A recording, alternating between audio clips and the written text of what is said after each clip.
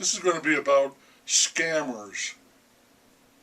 The other day there were two look-alike pickup trucks on our street, each representing a company called Mosquito Squad.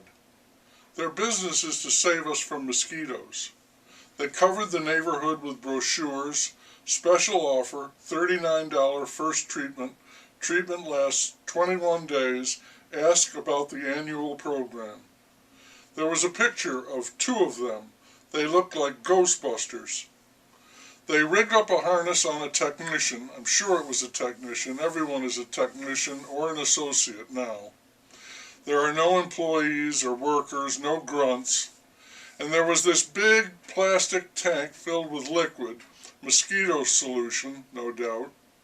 And the technician walked the property with a gas engine device blowing a huge spray into all the plants and trees. Everything got thoroughly blasted. It smelled like root beer. I asked my wife if anyone living there is bitten by a mosquito post-treatment within the 21 days. Can they sue the company? Probably not, she said. They'd have to prove that they'd been bitten on the property. So if they left for any reason, tough luck. These people were paying good money to sterilize their property, get it mosquito-free. But if their neighbors skip the treatment, aren't they wasting their money? Or maybe the company sets up an invisible fence like the ones they use on dogs, only this one is for mosquitoes. And they'd need an invisible roof, too. People are, of course, able to spend their money the way they want to do it, including donations to the Mosquito Squad. But this seems like a waste to me. And it got me to thinking about scams, clever legal ways of separating people from their money. And the best ones are timeless. The ones that run all the time are for preventing hair loss and curing erectile dysfunction, baldness and boners. They're timeless. There are other, much more massive scams. I know I go on about them, but they bother me, mainly because they proceed with complete impunity. They bother me because they not only succeed, but the scammers are honored. We don't put them in jail, we build them statues and name streets for them. One of the biggest scams is government. Government is beautiful because governments make the law, so everything a government does is legal. There are liberals and conservatives, Democrats and Republicans, and it all seems like a lively debate on important issues, but it's all a scam. These people all get rich, that's what they have in common.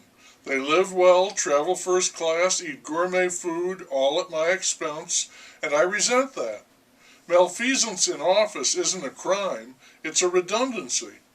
Only if a politician gets really greedy and runs a private game, then there's a fuss, and they get kicked out, and the others go back to living very well and doing precious little. Only enough to maintain an appearance of sincerity and effort. Washington, not Hollywood, is the capital of appearance. Good show. Then there's religion. People need religion to cope with the mystery of life and death, and because of that, the finest scammers in every denomination live well and are called Your Excellency, Your Eminence, and the Most Reverend. It is appalling to me the amount of money religion amasses. That offends me more than the sexual scumbags. About the money, there's never a scandal, never a word. Bishops, cardinals, ministers, popes, they all live like kings, and royalty, by the way, is another most excellent scam, Your Highness.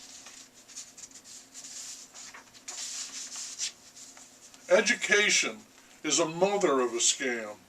For the children, what an appeal.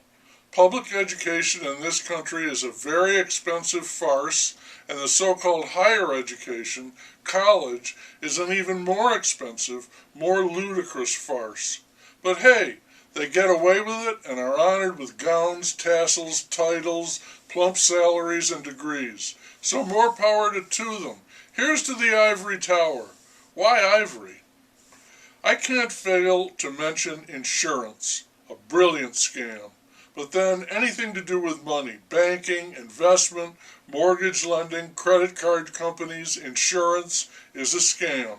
Insurance companies pick a city in which to roost, and they are the biggest footprint in that place. So they call the shots, and they are, as we used to say, a sacred cow. Nobody says boo about them. They make huge donations to local charities.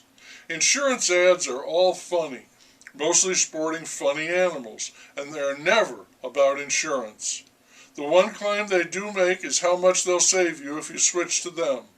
I should sign up with one, jump to another, save $500, jump to another, save another $700, keep jumping until some company is paying me to sign up. Scamming the scammers. It's just a dream.